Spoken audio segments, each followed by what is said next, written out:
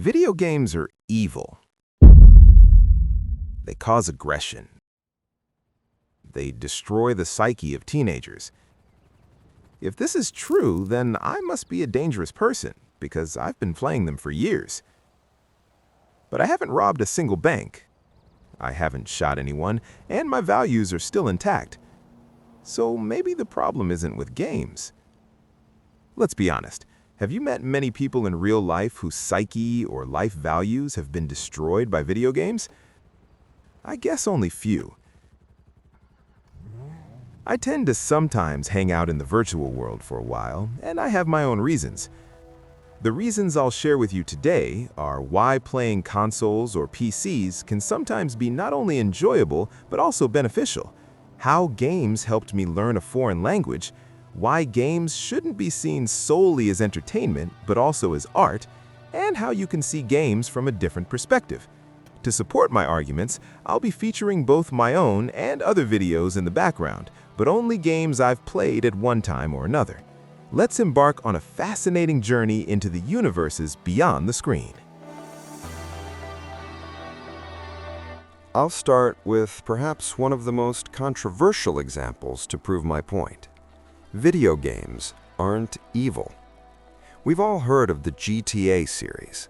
Some countries are already considering banning GTA 6 by law, and I still can't understand why. If there are people who truly believe the claim that games breed cruelty and violence, then show me at least one person who, after playing that game, actually went on to rob a bank, or a regular grocery store for that matter, and then left with absolutely real loot, evaded the police, and bought something for himself with the stolen money.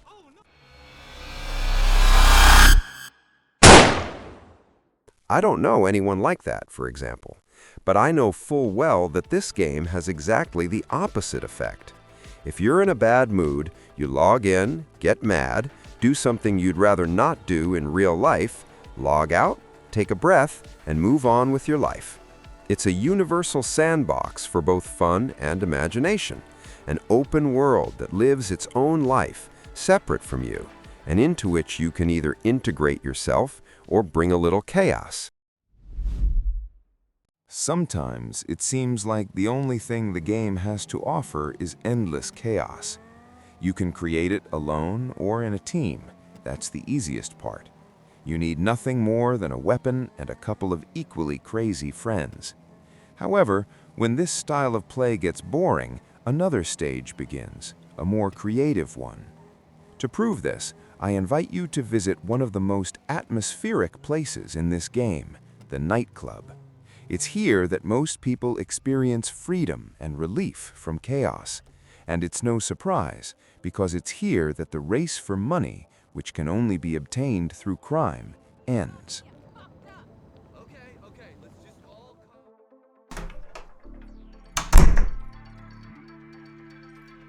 This isn't a game about crime. It's a game about opportunity. Photography, various activities like hunting in different locations, golf, darts, and tennis. And each of these activities teaches you a fundamental concept that can be partially applied in real life too. But we've digressed from the main point. In GTA, anyone can become a millionaire, a billionaire. In short, someone they'd likely never become in real life. In this game, anyone can buy an office, a 3-story office garage, and fill them with cars with so many different tuning options that it's mind-boggling. You can make realistic replicas of the cars.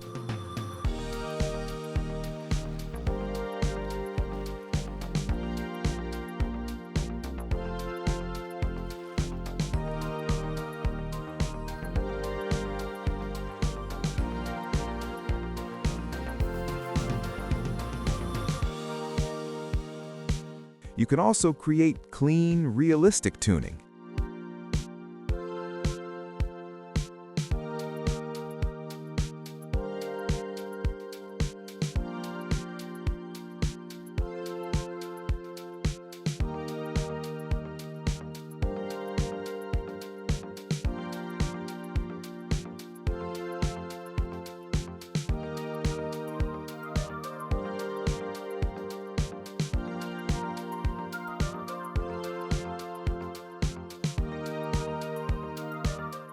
Or you can ditch the color and style conventions and make a purple Aston Martin from the James Bond movies with $ rims.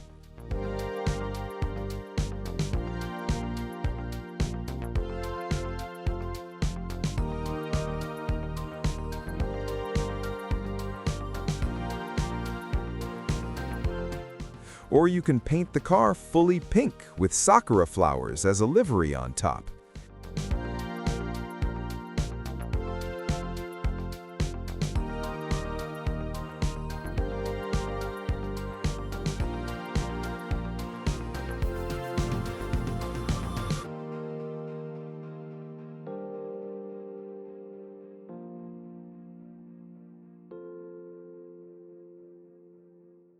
Even build a race car for the track or drifting. The options are endless. Human imagination knows no bounds.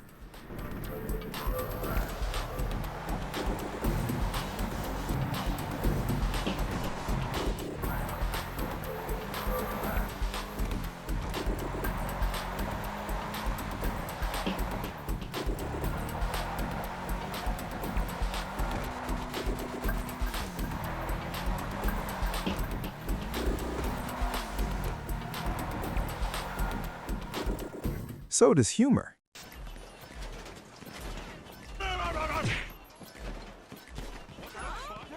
That's why, in my opinion, this is an excellent example and proof of my point.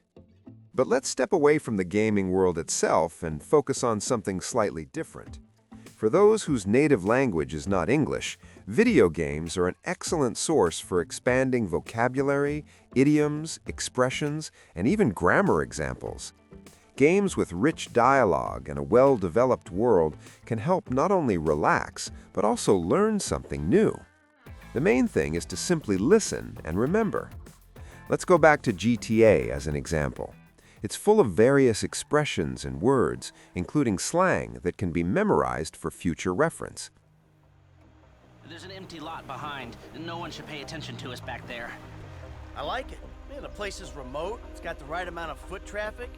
This'll do. It's not ideal. It's gonna cost more to break that system than the score's gonna pay. We're gonna have to find a new score. No. This is the score. Right? What are our options? It's a dumb idea, but we could trigger the alarm. See what kind of response they throw out. That is a dumb idea. Hey, you heard the man, all right? Shoot the sucker.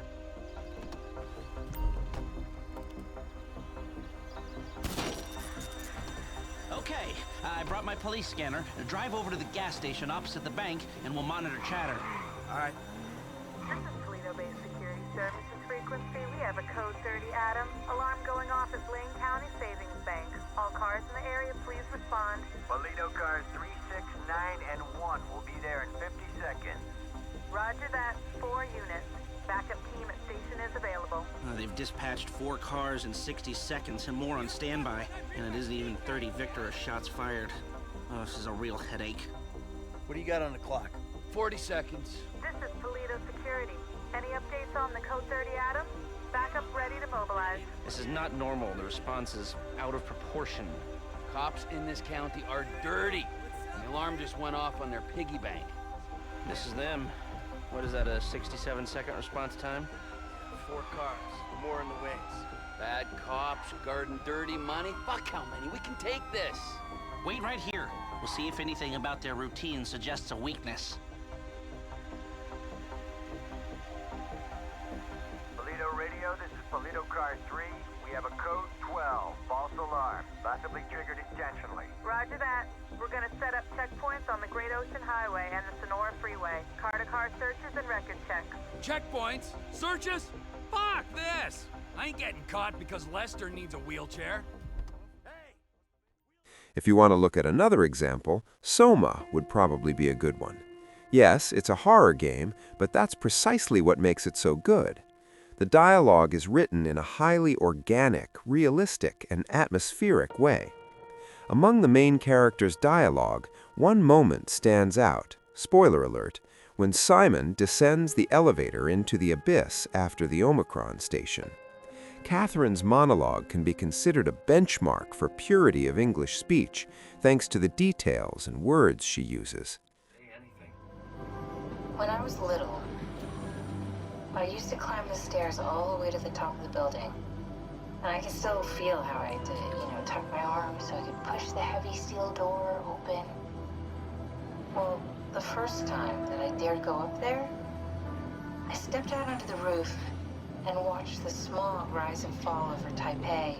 I got all the way up to the corner ledge and, I felt the warm wind in my hair and the sun was setting and the streets below were shadowed by the tall buildings. The people pushing through the crowd flowed like paint from an artist's brush. Street food vendors filled the air with aromas of all my favorite foods. For a brief moment, I felt connected to the world in a way that I never had before. It was the most profound feeling of comfort and sense of belonging I could ever hope for. I really never felt the same way again, but I went up to the roof many times after. I'm not religious, but I can see why people would be. The privilege of being makes a strong case, at least every once in a while. After this moment, I finally understood how English speech should sound. I stopped being afraid and moved on to improvisation and experimentation. I found out that you have to follow the current of thought, but also to control it, not to make any mistakes. But this isn't the only skill that can be developed through games. Let's talk about other skills. For those who don't know how to, for some reason, cannot navigate in cities, meet Cities Skylines, a game that teaches economic strategy, not combat. And it does this while building a constantly evolving city. Here you'll learn strategy, budget planning, primitive, yes, but still, and develop your urban navigation skills. It's a bit challenging at first, but once you master everything the game teaches, you'll be building cities that will grow from a small village to a huge metropolis with skyscrapers. Throughout the game, you'll experience a wide range of emotions. When the city collapses due to poor budgeting, you're genuinely angry. When traffic jams paralyze the metropolis, you learn to think. And with each new attempt, you'll get better, until your virtual city is indistinguishable from the real thing. Looking for realism with a focus on specific areas? Simulators are here to help. Car Mechanic Simulator, Train Sim World, My Summer Car, Bus Driving Simulator, Euro Truck Simulator 2, all these games will let you experience specific professions you'd like to try, or gain essential knowledge about how vehicles work. There are many such games where entertainment borders on learning, and the line is almost completely blurred. And that's their advantage. When you're having fun, everything sticks in your mind much faster and easier. But what if you want a little adrenaline, and not just from shooting and fear? Well, let me introduce you to this topic with a slightly different game. Turbo boost system online.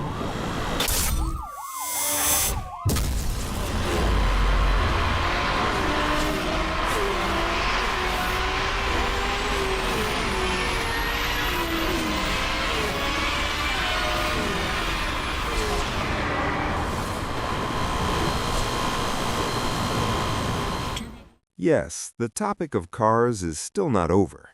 This time we'll talk not so much about the external and technical changes to the vehicles themselves, but rather about the feeling of driving them. Games like Forza Horizon, Need for Speed, Gran Turismo, Assetto Corsa, Dirt Rally, and Formula One come to the rescue.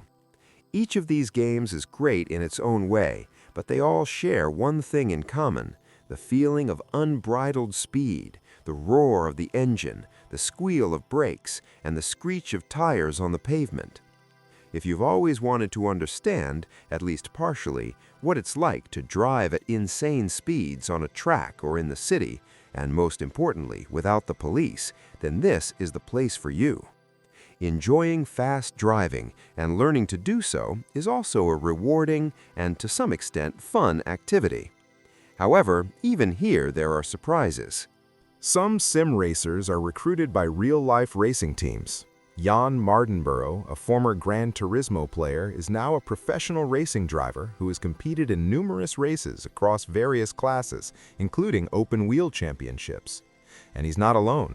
Steve Brown, better known as Super GT, is a YouTuber and part-time racer for the Bilstein team. He also achieved success through gaming, but in a slightly different way than Jan. In the context of racing, games take on a completely different character. Just remember that reality and games are different. No matter how hard we try, no one has yet created a racing simulator that is as realistic as possible. So on public roads, drive calmly and safely. But on the track, put on a helmet and racing suit, buckle up, get familiar with the track, and only then start racing. Let's move on to the final argument in favor of video games not being evil. Games, like cinema, are art. However, unlike cinema, games are interactive art. Despite the game's objectives, we control the protagonist and structure the sequence of actions as we wish. Perfect examples for this argument are games with plots that unfold based on actions taken, or conversely, imperfect ones. For example, Detroit: Become Human, Heavy Rain, The Walking Dead, Until Dawn, and many others. There are many such games, but of the good ones, and those I've played myself, these are the only ones I can name. They're like movies, but with a plot that you, the player, can construct yourself. The ending will reflect your actions. In a movie, you witness a moral choice. In a game, you make it. Games like these usually develop the skill of reading people, what they don't want to hear. Especially not from a plastic asshole like you. Just be a good little robot and get the fuck out of here.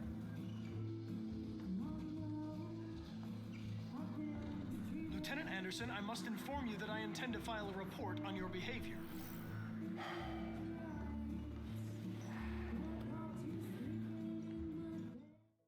And what they would like to hear. You know what? I'll buy you one for the road. What do you say? Bartender, the same again, please. See, that Jim wonders at technology. Make it a double.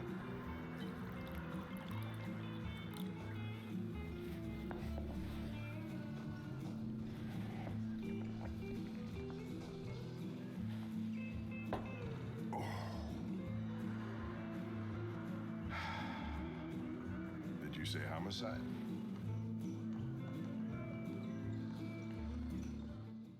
Every action has a counteraction. Just like in real life, choices influence consequences. Only in real life, we don't have a quick load button or a rollback to the last checkpoint to replay. What conclusion can we draw from this? Yes, games can be addictive. Like everything in this world, if you don't know when to stop, no one is immune. But games don't create monsters. They don't program us for cruelty. Freedom is never given. Freedom is created. They give us the space that real life sometimes lacks. Space for mistakes, for experimentation, for freedom. And perhaps the problem isn't with games. It's that it's easier for adults to blame the screen than to understand the real reasons. Games are a tool. You can build a house with a hammer, or you can hit someone. But is the hammer to blame? No, the one holding the hammer is always to blame.